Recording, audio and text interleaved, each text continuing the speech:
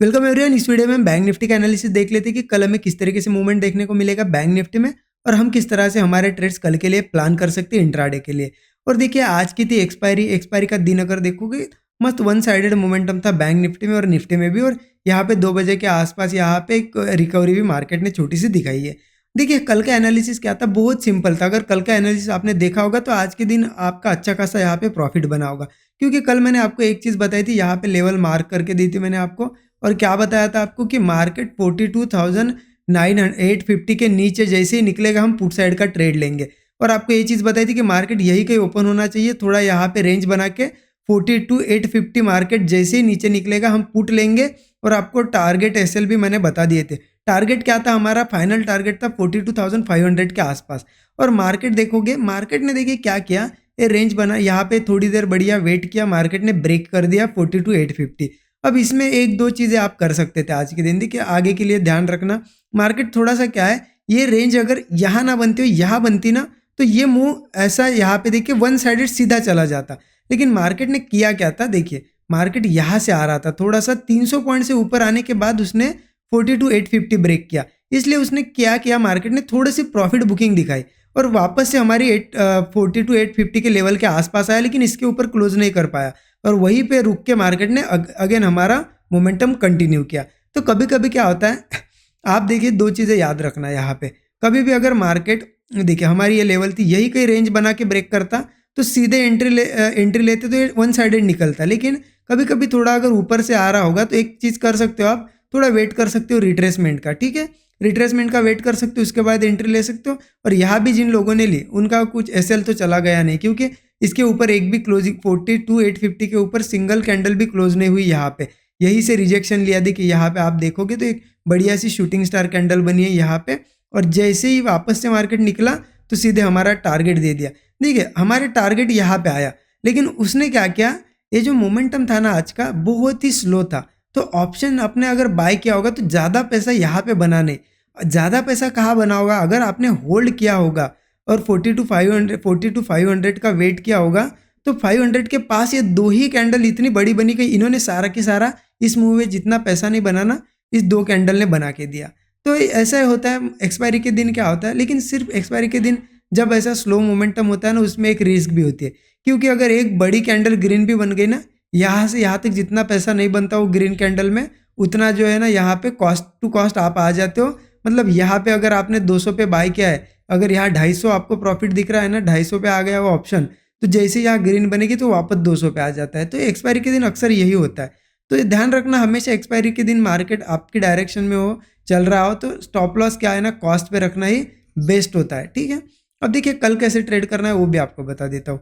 कल के लिए बहुत सिंपल है। मार्केट में क्या है, यहाँ पे मार्केट जिस लेवल पे अभी खड़ा है ना, बहुत ही बढ़िया प्राइस एक्शन बनाते हुए आया है। अगर मैं आपको 15 मिनट चार्ट पे दिखाऊँ ना तो और क्लियर दिखेगी चीज़ें। देखिए 15 मिनट का चार्ट मैंने यहाँ पे ओपन कर दिया। मार्केट ने यहाँ से क्या किया, नीचे का मुंह दिया, एक रिट्रेसमेंट दी, फिर से अगेन नीचे का मुंह, एक रिट्रेसमेंट।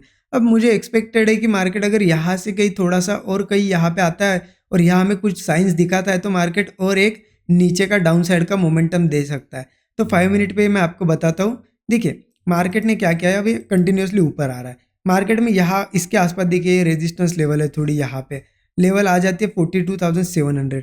कल अगर मार्केट यही कहीं ओपन होता है, थोड़ा सा यहाँ पे आता है और यहाँ कोई शूटिंग स्टार वगैरह कैंडल बनाता है ना, तो पुट ट्राई करेंगे हम इसके नीचे, जैसे नेक्स्ट कैंडल निकलेगी वही स्टॉप लॉस होगा उसी कैंडल का हाई, ठीक है। यहाँ से टारगेट देखिए 42,400 का एक टारगेट होगा और 42,250 का एक टारगेट, ये दोनों टारगेट हो गए हमारे। अब देखिए अगर आपको यहाँ पे नहीं समझ रहा है कैसी कैंडल बन रही है, कुछ अगर रेड कैंडल नहीं समझ रही, तो सिंपल क्या करो, 42,700 के पास अगर मार्केट जाता है और यहाँ से रेंज अगर ब्रेक होती है, देखिए एक रेंज बनी है यहाँ पे, उसका ही सपोर्ट लेते हुए मार्केट ऊपर जा रहा है। अगर ये रेंज नीचे के साइड ब्रेक होती है तो आप यहाँ पे पुट साइड का ट्रेड प्लान कर सकते हो। स्टॉप लॉस ऊपर का रहेगा। अगर आपको नहीं समझ रहा है तो 60-70 पॉइंट का लगा दो यहाँ पे इंडेक्स में, ठीक है। और यहाँ से टारगेट वही होगा जो अभी मैंने डिस्कस किया आपसे, ठीक है। अब देखिए और एक चीज़ हो सकती है, मार्केट गैप डाउन हो जाए या फिर यही कहीं ओपन होकर नीचे आए, तो नीचे सपोर्ट देखिए इन लेवल्स के आसपास है।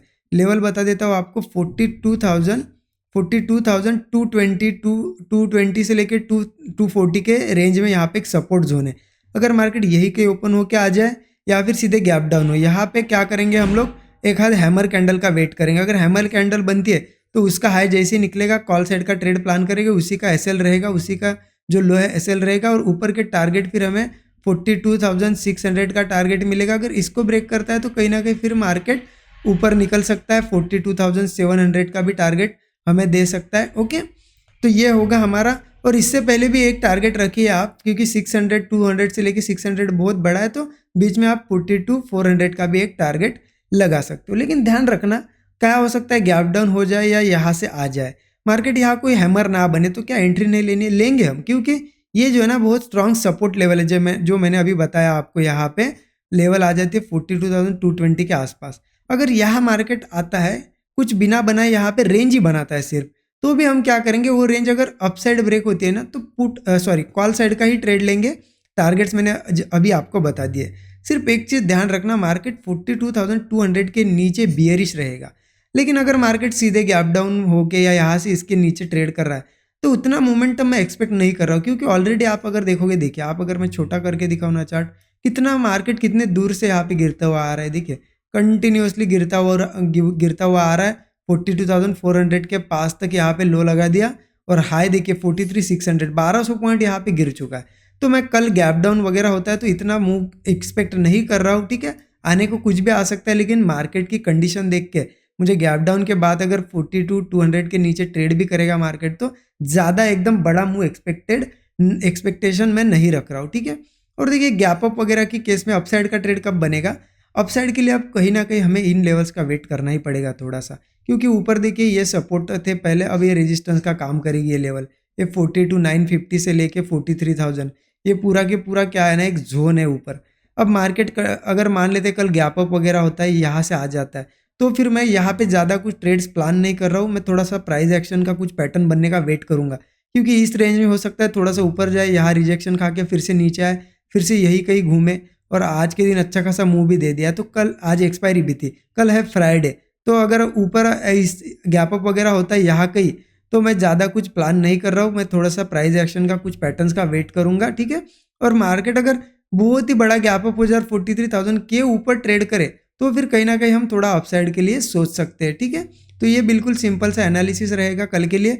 वीडियो अगर अच्छा लगा होगा तो लाइक कर दीजिए, चैनल को सब्सक्राइब करके बेल आइकन दबा दीजिए, और कमेंट में ज़रूर बताना आपको एनालिसिस कैसा लगा, ठीक है। Thank you so much everyone. नए लोग चैनल को सब्सक्राइब कर सकते हो और बेल आइकन भी दबा दीजिए।